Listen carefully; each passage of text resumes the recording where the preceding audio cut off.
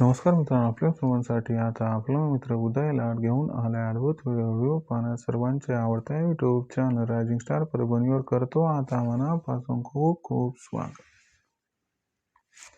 शेतकरी मित्रांनो आणि सामान्य कुक्कुटपालक बांधवांनो, मला माहीत आहे की आपण सर्वजण सध्या फार अडचणीत आहात, कारण आपल्या सर्वांचा कोंबड्यांवरील खाद्याचा खर्च हा भरमसाठ वाढलाय.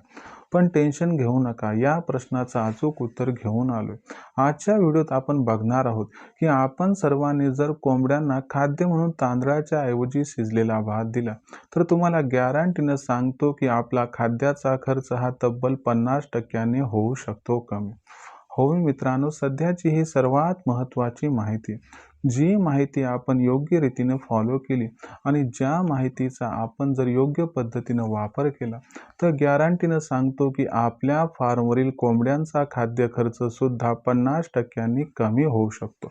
पण अशा परिस्थितीत सामान्य कुक्कुटपालक बांधव मात्र विचारायला लागले की जर आम्ही तांदळाच्या ऐवजी कोंबड्यांना शिजलेला भात दिला तर याच्यामुळे आमचा खाद्य खर्च हा 50% कसा कमी होईल, आणि जर खाद्य खर्च हा 50% कमी झाला तरी देखील शिजलेला भात दिल्यानं कोंबड्यांना याचा काही दुष्परिणाम तर होणार नाही ना, याचा कसल्याही प्रकारचा अपाय तर कोंबड्यांना होणार नाही ना.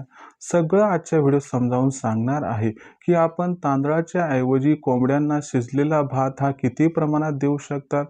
कोंबड्यांना तांदळाच्या ऐवजी शिजलेला भात दिल्यानं कोंबड्यांचा खाद्य खर्च हा 50% कसा कमी होऊ शकतो, आणि कोंबड्यांना काय 12ही महिने आपण तांदळाच्या ऐवजी शिजलेला भात देऊ शकतो काय, याच्यामुळे कोंबड्यांवरती काही दुष्परिणाम तर होणार नाही ना. चला तर मग या सर्व प्रश्नांची अचूक उत्तरे आजच्या व्हिडिओच्या माध्यमातून जाणून घेऊयात. या प्रश्नांची अचूक उत्तरे जाणून घ्यायची असतील तर आपण सर्वांनी हा व्हिडिओ आता सुरुवातीपासून शेवटपर्यंत पाहावा. व्हिडिओ सुरुवातीपासून शेवटपर्यंत पाहत असताना जिथं व्हिडिओ आवडल्यासारखा वाटेल तिथं व्हिडिओ लाईक करा. जास्तीत जास्त सामान्य कुक्कुटपालक बांधवांपर्यंत हा महत्त्वाचा व्हिडिओ पाठवण्यासाठी व्हिडिओला शेअर करा. आणि आतापर्यंत जर आपण सर्वांनी चॅनलला केलं नसेल सबस्क्राईब तर जरूर चॅनलला सबस्क्राईब करून नोटिफिकेशन बेलला ऑल करा.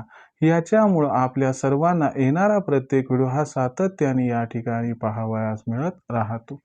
तर बघा मित्रांनो, जो चांद्यापासून बांध्यापर्यंतचा सामान्य कुक्कुटपालक बांधव आहे त्याच्यासाठी सध्याची ही सर्वात महत्त्वाची माहिती की जर आपण सर्वांनी आपल्यापाशी असणाऱ्या कोंबड्यांना खाद्य म्हणून तांदळाच्या ऐवजी दिला शिजलेला भात तर गॅरंटीनं आपला खाद्य खर्च 50% कमी होऊन जातो.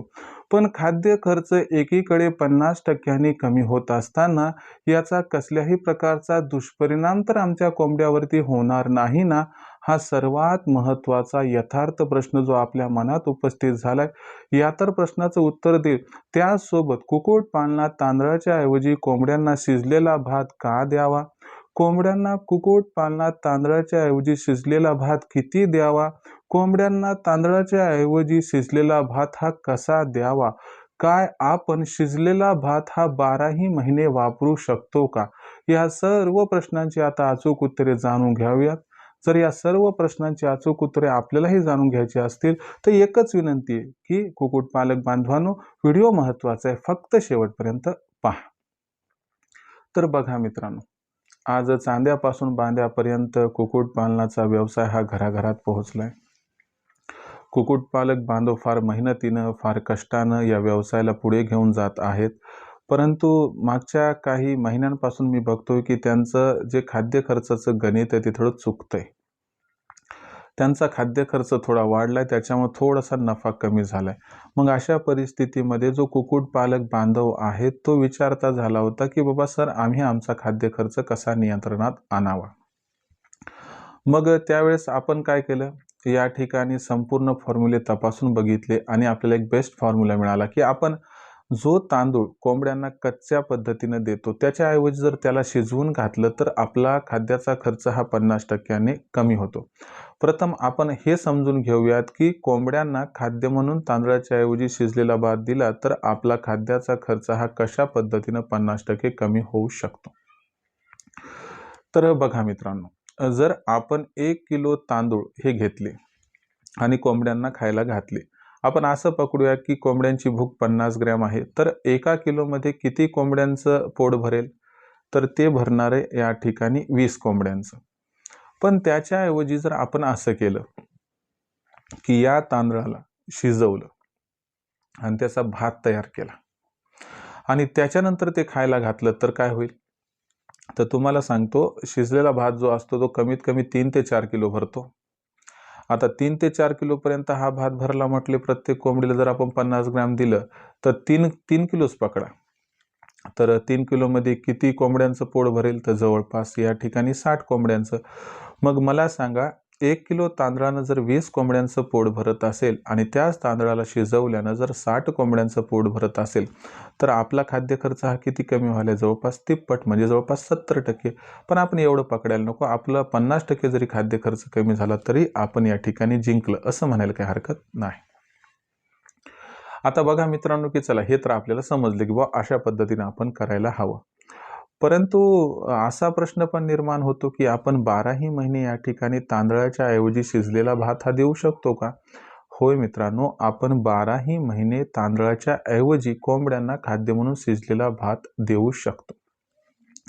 म्हणजे ही भीती नाही की बाबा मी उन्हाळ्यात देऊ का नको, पावसाळ्यात देऊ का नको, हिवाळ्यात देऊ का नको. तुम्ही हिवाळ्यात द्या, पावसाळ्यात द्या, उन्हाळ्यात द्या, काही टेन्शन घ्यायची गरज नाही. आता त्यानंतरचा प्रश्न उद्भवतो, काय दिवसभर आम्ही कोंबड्यांना शिजलेला भात घालू शकतो का? तर बघा, तुम्हाला सांगतो, तुम्ही दिवसभर कोंबड्यांना शिजलेला भात खाऊ घालू शकत नाहीत.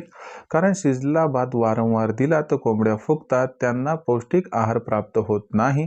अशा परिस्थितीमध्ये तुम्ही दिवसाची किंवा संध्याकाळची एक वेळ पकडा आणि सातत्यानं तुम्ही दिवसातून कोणत्याही एका वेळी कोंबड्यांना खाद्य म्हणून शिजलेला भात हा या ठिकाणी देऊ शकतात. मग शिजलेला भात देत असताना काही काळजी घ्यायची आहे का? तर होय. त्याच्यामध्ये चवीपुरतं मीठ आणि गरजेपुरती हळद जर टाकली तर याच्यामुळं त्याला टेस्ट प्राप्त होईल आणि कोंबड्या आवडीनं जास्तीत जास्त खाद्य खातील.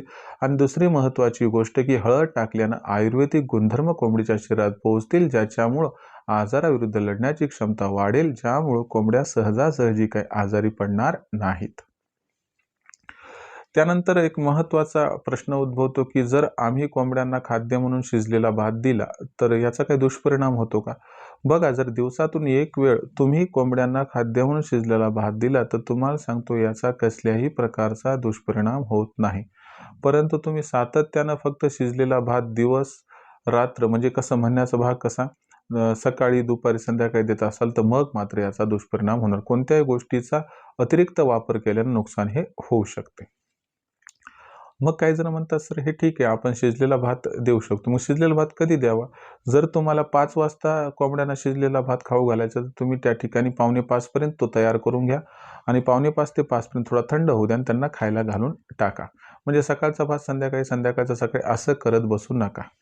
काही जण म्हणतात, सर आमच्याकडे लग्न समारंभ असतात किंवा त्या ठिकाणी जे मोठ्या पंक्ती वगैरे असतात किंवा सोहळे असतात किंवा आपल्याकडे हॉटेल, हॉस्टेल, रेस्टॉरंटवर खूप मोठ्या प्रमाणात आम्हाला भात उपलब्ध होतो, तर हा भात देऊ शकतात का? जर भात योग्य क्वालिटीचा असेल, तो जर खराब झालेला नसेल, त्याचा वास जर सुटला नसेल, दुर्गंध येत नसेल, आपल्या भाजीत इटलेला नसेल, तर 100% तुम्ही तो भात वापरू शकतात. फक्त उन्हाळ्यात जरा जास्त काळजी घ्या, कारण उन्हाळ्यात भात हा लवकर खराब होत असतो. दुसरी महत्त्वाची एक चूक होते की फ्रीमध्ये मिळते म्हणून आपण काय करतो, सगळं आणतो, सगळं टाकतो. तसं करू नका.